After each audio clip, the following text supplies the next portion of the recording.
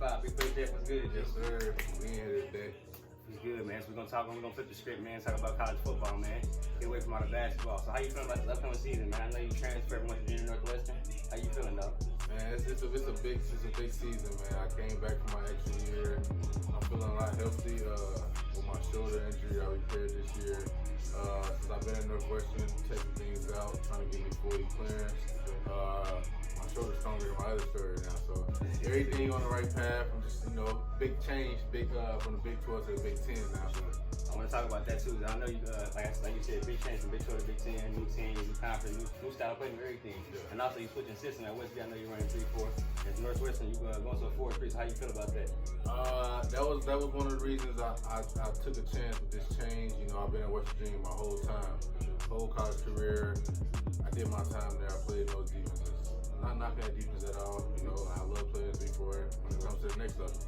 But I want to always see myself in the 4-3 because, we played together growing up. As kids, I played in the 4-3. High school, I played in 4-3. I know what I can do in the 4-3, so I want to see if I can put that same production out there at the college level.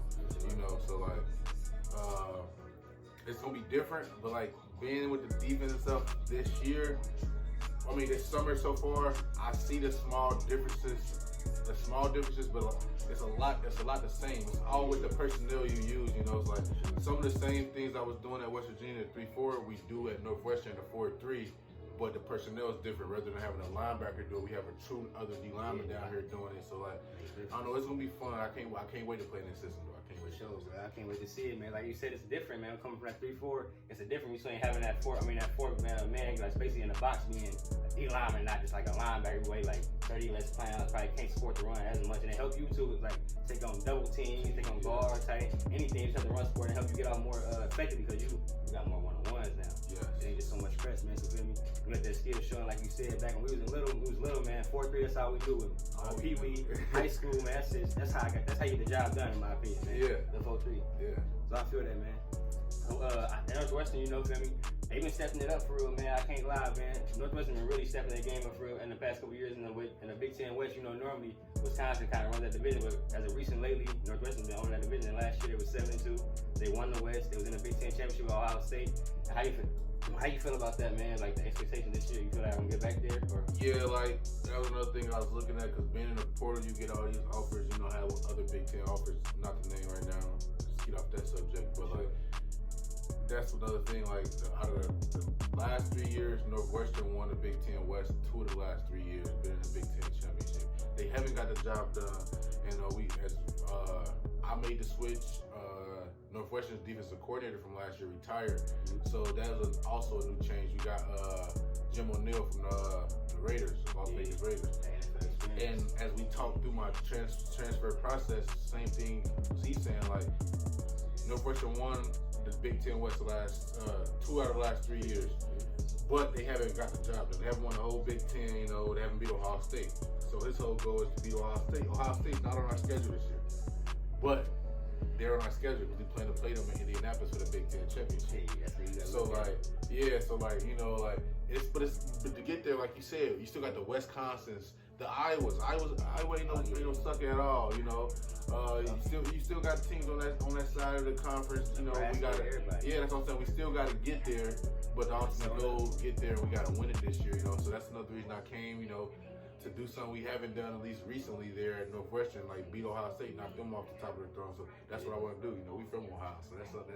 That's an accomplishment, man. Yeah. Personal accomplishment to beat those state, man. Hey, that's you feel me? You taking down the troops, man. So you feel it for sure.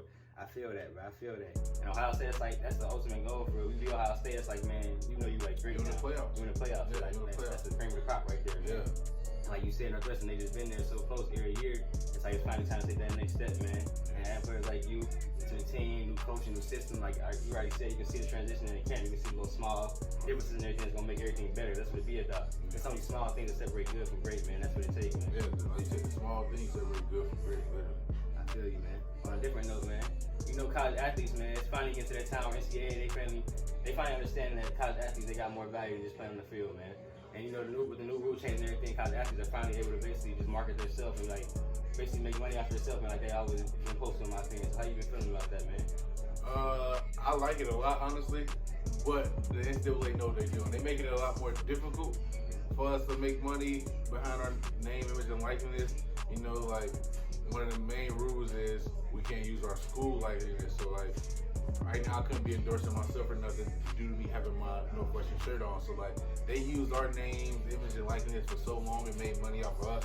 And now that it's coming back and we can make our own money off our name, we can't use the university at all. Like, you know, so it's still some, you got to work around it, but I mean, it's still a great opportunity, you know, like you see players like Derek King, the quarterback down in Miami, signed a $20,000 deal already, you know.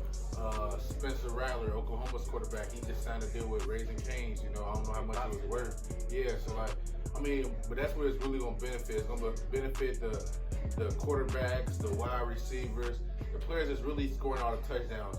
You know, yeah. Everybody gonna make some money here and there, but like at the end of the day, it's gonna be who's scoring touchdowns. You know, I mean, yeah, more and more people understand football more. They know who gets sacks, they know who make tackles, but it's always been about touchdowns. You know, so why not have somebody endorsing your company that's scoring all the touchdowns? You hear your name a lot, so like that's the players gonna benefit the most. But regardless, we still get, like you said, make some money off our name. You know, the smallest things. You know, like. So many different apps and things out here. You just social media. All you gotta do is post something for one of these little companies, and they'll pay you to post. You know, so like, I mean, I like it, but it's turning into adult real soon. You know, tax information, all that, man. It's like just taking you gotta go from boys to men real quick. Yeah. Basically, since y'all want the money, it's just gonna be out a whole script of it, man. That's what I'm saying. Yeah. It ain't easy, but at least it's opportunity. Something better than nothing. Yeah. It's opportunity to get paid now for sure. Something better than nothing, man. I also seen like just on a different note. They cracking down hard on Reggie Bush, man. They not letting Reggie Bush get his Heisman back, and they don't want to basically reinstate his fees, basically because of the rule. I guess I don't know what they're saying. They're basically saying it was in the past, but they not basically looking back into that, man. And I don't really respect that, honestly, man. I want to know your thoughts on that too, because I kind of feel like the past players should get like, I don't know, they should make like a rule exception for the past players like Reggie Bush, who basically was great and had it like. And like, was trying to make value out their name and everything. Now it's legal now. It's like, man, I was doing that back then. So like, what's the problem? Y'all basically should let me do it back then. So I want basically like reparations for that, man. How you feel about that? I feel you, and like I'm a Reggie Bush fan. Yeah. One of the biggest Reggie Bush fans. I already know, dog. That's what I'm saying. Yeah, the team essentially drafted him out and everything. Yeah. The thing is with that is they're gonna try to use it as a legal system. Like, oh, okay, so.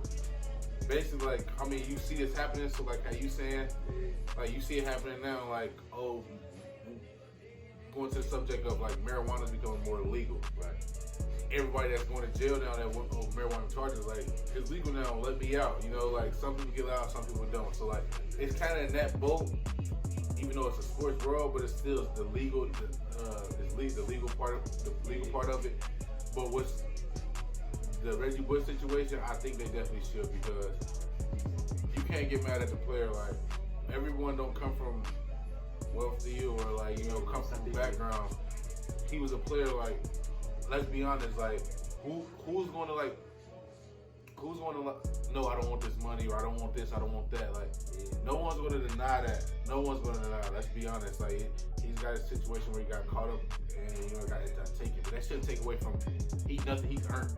It wasn't like he was using steroids to get their eyes and nothing like that. That had nothing to do with like his abilities at all. Performance, actually. Yeah, so like, nothing to do with that. Yeah, like, I don't know. Off the side. That's one of the things I feel like, man. His own field for itself. Exactly. That's what I'm saying. Like that. None of that had nothing to do with his on-field abilities. Yeah, production abilities and skills. Like, so I think they should never take, and they should give him his Heisman Trophy back. And it's just a lot of people supporting it, they should give it back. So like, the more and more pressure people keep putting on them, I think tables might turn soon. Like, you know, nothing ever happens in a day. It's just gonna be a process behind that. Yeah, for sure. Like I said, it's a good opportunity. I just want to speak about it, man. Like I said, it's like, it's here now. It's like we all out and open now. Everybody growing up, and everybody trying to make market value off themselves. So man, I just want to put it out there. A lot of them past players like Reggie Bush, just the they say like one name, there's plenty of them. Sean Jackson, Vince Young, all them guys. That's what I'm saying. I'm thinking about, like you just said, Vince Young. Like, Vince Young went to the University of Texas. Like, it's so much money get put into that athletic program. I think Texas might be the biggest. Like, that's what I'm saying. Budget, literally. So you don't think donors and things were giving Vince Young things? Like, I don't want to start no investigation behind him, because I'm not that type of person. But I'm just being realistic. Like, you don't think like donors were taking care of Vince Young? Like, come on, come on. couple people talk to me. It's like also it's just like for the know, but it's all NCAA, like in college basketball, Rick Pitino and them, like how he got basically busted for like the the strippers, all the money, scandal, and everything. He basically went on like an interview, basically said, I ain't gonna tell nobody, but I'm just letting it be known I'm not doing nothing that anybody else doing. Basically saying like everybody else doing it too. So I mean I gotta like with the competition, they're able to get the best players, the best of the best. I gotta do what they doing. Like you said, that's the competitive edge. Like you see it year in, year out. Like every year a new school come out with some type of scandal. Tennessee was the last school with the money in the McDonald's bags on visits. Like each year in, year out, you hear a different person. Like right before the draft situation, Chase Young last season, finally found about some of that. So like it just wants somebody just get it's hatred. Like it's either that or like envy, like things like that. Like soon somebody get mad or you're not doing something for somebody, and then word get leaked that this person got this, but it's been going around for so long. It's never a solo act. It's not like is he the only one doing that? It's like nah. Y'all just like you said, they got hatred. Maybe the people we got ties with, maybe it might have been bad relationship. Something went south, and now it's like, oh, he's just the bad guy now. Exactly, like small little falling out, and then turned to all this because he don't like how he's been treated now. He feels like you changed up on him. Like. Yeah, maybe the kid maybe wants to train, maybe wants to leave early, anything. Anything. Disagree with the coach, and now it's like, oh, well, we just gonna cut ties with this guy now. Like he's getting money, just bribe, and now it's like, man, at the end of the day, the kids is looking like, and people supporting like, man, whoa, this is what everybody else been doing. This is the name of the game now. This time, man. So like, it's finally over. I mean, you got the NCAAs waking up and seeing that this is what it is, so that let the players make market value off themselves, and not just the university basically killing them off of everything, all their market value, just making money out, killing off of them in every way possible. So I'm glad to switch that up, man. But basically, man. As far as the Big Ten, Ohio State, they've been a top competitor, man. They was in the playoffs last year. They didn't win it all, but basically that's a cream of the crop for us competition-wise. And Northwestern, it was right there last year. What do you think it's gonna take as far as that next to beat like Ohio State or like a Clemson or like Alabama that like if you make it to the playoffs to beat that kind of competition, man, with that talent? What would it take, man? I can't comment too much on that because I wasn't there with Northwestern last year through the process. But like I said, my transition from West Virginia to Northwestern, I see a tremendous transition already. And don't get me wrong, Coach Mike Joseph is one of the best in the country over at West Virginia. Even my strength coaches at Northwestern, you still got Mike Joseph, he's one of the best. They even brag about it. They give me respect due to me training with him for this long. But the programs and how, like I said, it might just be different due to Big 12 ball being different from Big 10 ball, and then you had these competitions always but it's different when it comes to training wise. I've only Northwestern's a private school in quarter system, so I've been there for 2 months now, but that's just me being in my apartment. I've just started being around the football team the last 2 weeks, and I've completely felt the change in my body literally in those 2 weeks. And you can tell the training they do, that's why the Big Ten ball is still pro style, kind of more pro style, downhill, hitting them out. It's some physical, strong players. Definitely. So I see I don't know, I think they know the coaches know what it takes, and they gonna put us in that situation. Like I said, I've seen it. I've been in college for years. I didn't think it would be that big of a change going from one strength program to another, and I've already felt a lot of the change. So I think the coaches know what it takes, and they're gonna get us there. And I just, like I said, I'm still feeling things out, but it's definitely a different league. Big Ten's a different league ball game. Yeah. I think speaking of that, man, I actually think you use your advantage because being the Big Ten is a different league, but you've already seen it before. You was used to the 3-4, the spread off, and basically at West Virginia you played Oklahoma, Texas, Iowa State. All these teams basically just was a running gun, not running gun, but basically air raid system. Basically, it was pass heavy. And now you got used to that, where it's basically every play, it's now my hand in the dirt and I'm taking off fire. And now it's all right, sometimes you might line up against Iowa, it's you got double tight end set, where it's man, I got two people that's automatically blocking on the fourth play. It's and then on top of that, they squeeze down, this become another fullback right here. It's it's a different kind of game, it's a different style now. But yeah, like I said, I think you can say that your advantage is when they do switch it up, it's oh yeah, they went spread. Now I'm used to this, I'm about to kill my one-on-one match. I've been doing this. And at the same time, like you said, growing up, that's how we knew it was 4-3, 3-4. 4-3, 3-4 was never been a thing to us. Yeah, at all. So, I mean, when they come to that, it's like, oh, yeah, this is what I'm used to now. So I can basically win both ways. So, feel me? When you got the good advantage, man, I really see that being a skill or value that will help you in the future. Yeah, and then like you said, like the Big Ten West and the Big Ten East is kind of like even like difference is kind of like the Big Ten West is still even more like ground and pound to me. Like you think about a Wisconsin, like the running backs they produce, the O linemen they produce, because that's what they do. Iowa, big old lineman, like, and the type of offense they run, you know, like then you get over to the Big Ten East, you know, there's a lot more passing sometimes, you know. Ohio State will show their quarterbacks like in their wideouts. I mean, they run the ball, they still run the ball a lot, but they show off their quarterback ability, their wideouts, you know. Michigan, Penn State, yeah, like, you know, so it's kind of different. Yeah, even definitely Maryland now, like, so you see, you see like the difference on both sides of that conference as well. But like I said earlier, like even to get to the Ohio State, like with them not being on our schedule, like we gotta take care of business on our schedule first, because even like we got teams on the East, you know, we got Michigan on our schedule. We gotta go to the Big House this year. We opened the season with Michigan State, and Michigan State was one of Northwestern losses last year, even though Michigan State was probably the worst team in the Big Ten, at least Big Ten East last year or something. Like they had a down year last year, but that was one of the losses Northwestern took last year, you know, not being prepared. That's what I'm saying. I don't want to look ahead. I hope our team don't look ahead to the Ohio State, because we got to take care of business on our schedule first to get there. In order for us to get there, we didn't play no more. I feel you, man. For sure, like you said, to wrap that up, man, y'all gonna have the taste of the Big East, right? Week 1, Michigan State. Y'all got on week 1, man. It's a night game. It's at Northwestern. Man, all the adrenaline gonna be pumping. The fans gonna be out. It's gonna be your first time in Chicago for that night game. Oh yeah. How you feeling about that? We gonna wrap it up there, man. I just got no lie. Like everything I love, I just got chills thinking about it. I ain't played a night game in 2 years. Like, you know, we played a lot of 12 o'clock noon games at West Virginia. So, you know, that Friday is almost like, and this is Friday night. We play Friday night. We don't play Saturday our first game. September 3rd. Them Friday nights different, you know. I always love them Friday nights. Like high school days. Yeah, you know, I'm in the Big Ten too. It's Big Ten country, you know.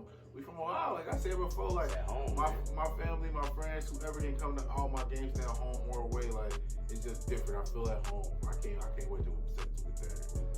I feel it, man. I feel it. I can't wait to be there, man. You know I'm being attended. For sure, man. Hey, man, we gonna wrap this up, man. Once again, this was Time Out, big time, man. Make sure y'all like and subscribe. I got my dog here with me, starting again at Northwestern, man. Jeff Porter, man. Already, yeah. Like and subscribe, my man. Hey, for sure, man. Make sure y'all support his brand too, man. JP5, man. Like I said, the market value here, man. It's time, man. We gonna wrap that up.